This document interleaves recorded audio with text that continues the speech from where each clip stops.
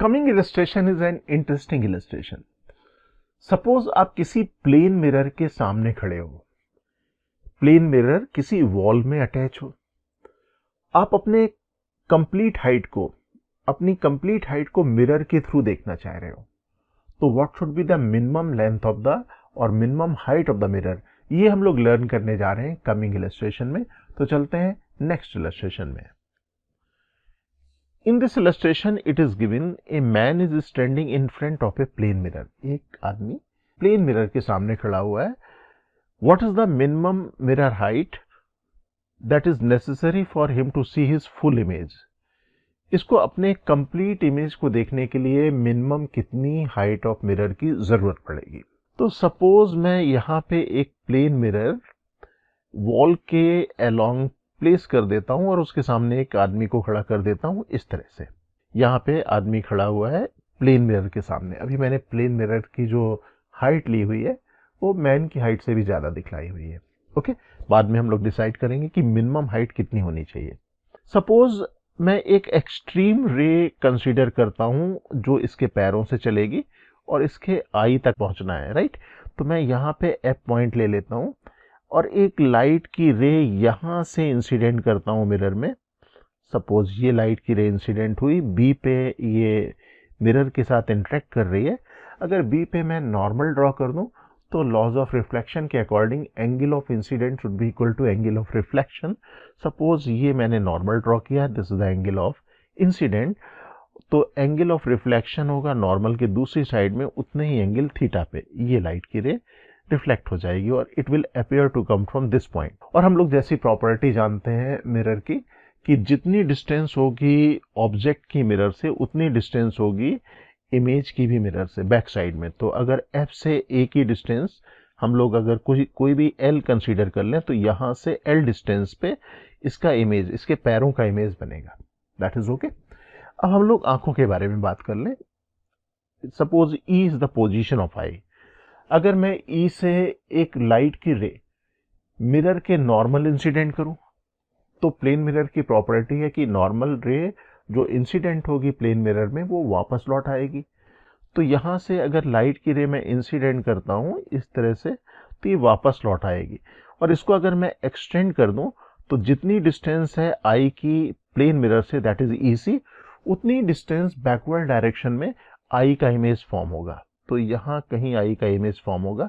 तो इस तरीके से ये मैन का इमेज आई से लेके इसके पैरों तक का इमेज मैन देख पाएगा।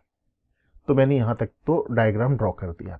अब अगर आप यहां देखें कि लाइट की रे अगर जो पैरों से चलेगी तो अगर मैं इसके और भी लाइट की रे ले लेता तो ये ऐसे कहीं चली जाती।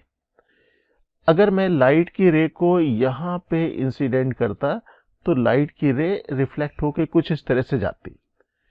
इसका मतलब क्या हुआ कि अगर मैं यहां से यहां तक की लाइट की रेस को अगर मिरर के साथ इंसिडेंट करना चाह रहा हूं तो मैं बी के ऊपर के कोई भी पॉइंट को ले सकता हूं। ओके, दैट मीन्स मुझे यहां पे मिरर के नीचे ए बी पार्ट को यहां पे कंसीडर करने की जरूरत नहीं। इसी तरीके से आप यहां पे देख सकते हो कि लाइट की रे मैंने नॉर्मल इंसिडेंट कर ले, तो अगर मैं आई का इमेज देखना चाह रहा हूं तो मिरर के ऊपर, सी के ऊपर जो पार्ट है मिरर का, उसकी कोई जरूरत नहीं होगी। दैट मीन्स मिरर अगर केवल इतना भी होता जितना अब आप देख रहे हो बीसी लेंथ का, तो भी यहाँ पे इसके पैरों से आई तक का इमेज ये देख पाता। ओके, अब यहां से अगर मैं एक लाइन ज्वाइन कर दूं, ये मैंने यहाँ पे लाइन ज्वाइन कर दी, तो आप यहाँ फॉलो कर सकते हो कि ये एंगल थीटा है, ये एंगल भी थीटा है, दोनों एंगल इक्वल है और this line is common. That means this length should be equal to this length. अगर मैं इस लेंथ को x ले लूं, दैट मीन्स यहां से यहां तक की लेंथ x ले लेता हूं तो ये भी x होगी। ओके, और यहाँ पे ये लाइन आप देख रहे हो नॉर्मल टू द मिरर है, ये परपेंडिकुलर है। दैट मीन्स अगर ये x है तो this should also be x। इसका मतलब अगर पैरों से आई तक की डिस्टेंस 2x है तो मिरर की रिक्वायर्ड हाइट होनी चाहिए या मिरर की रिक्वायर्ड लेंथ होनी चाहिए x। तो ये हमारे पास जो लेंथ आएगी मिरर की required length, that is equal to x। Okay, अब हम लोग यहाँ पे आंखों से ऊपर की बात करते हैं। सपोज ई से हेड तक के पार्ट की बात करें, यहाँ पे मैं डायग्राम ड्रॉ कर लेता हूँ, इनलार्ज कर लेता हूँ। सपोज अब मैं आंखों से सिर तक के पार्ट को देखना चाह रहा हूँ। अभी आंखों से नीचे तक के पार्ट को हम लोगों ने कवर कर लिया, अब हम लोग आंखों से सिर तक के पार्ट को देखना चाह रहे हैं। सपोज ये मैंने ई लिख दिया, ये मैंने एच लिख दिया। ई से एच तक की इमेज को आप लोग देखना चाह रहे हैं मिरर के थ्रू। मिरर, प्लेन मिरर यहाँ रखा हुआ है। लाइट की रे अगर मैं एस से इंसिडेंट करता हूँ, यहाँ से इंसिडेंट करता हूँ, यहाँ अगर नॉर्मल ड्रॉ करूँ तो जितना एंगल ऑफ इंसिडेंट होगा उतना एंगल ऑफ रिफ्लेक्शन होगा। तो इस तरह से आई में इंसिडेंट हो सकती, मतलब सिर की पोजीशन की, सिर की टॉप की पोजीशन को आंखों से देखा जा सकता है। यहाँ पे मैं पैरेलल लाइन ड्रॉ कर देता हूँ। दैट मीन्स अगर कोई रेज अगर चलेंगी भी तो वापस लौट जाएंगी, अगर नहीं भी करें तो हम लोग यहाँ पे इतने पार्ट को समझ सकते हैं कि हेड से जो लाइट की रेज चलेंगी और आईज तक पहुंच जाएंगी। लेकिन अगर मान लो इस लेंथ को मैंने वाई लिया, इस लेंथ को भी मैंने वाई लिया, ओके। अब यहाँ पे आप देख सकते हो कि इसके नीचे वाले पार्ट को, जहाँ पे मैंने पेन अभी चलाया हुआ है, अगर मिरर का इतना पार्ट अगर नहीं भी होता तो भी हम लोग ये इमेज देख पाते, हेड के टॉप पॉइंट का इमेज देख पाते। इसी तरीके से यहाँ पे नॉर्मल के ऊपर के पार्ट का भी अगर मिरर नहीं होता तो भी हम लोग कंप्लीट इमेज देख पाते। दैट मीन्स मिरर का केवल इतना सेक्शन होता तो भी हम लोग कंप्लीट इमेज हेड से आई तक की इमेज को देख पाते हैं। दैट मीन्स अगर मैं इतना पार्ट ले लूं तो मुझे मिरर की जरूरत है, मिरर की हाइट की जरूरत है वाई। ये वाले पार्ट को मैं हटा भी दूं तो मुझे इतने पार्ट की मिरर की जरूरत है।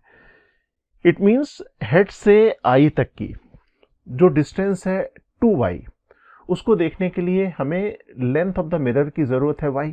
इसका मतलब अगर मैन की टोटल हाइट है 2x plus 2y, that means x plus y multiplied by 2, then length of the mirror required should be equal to x plus y।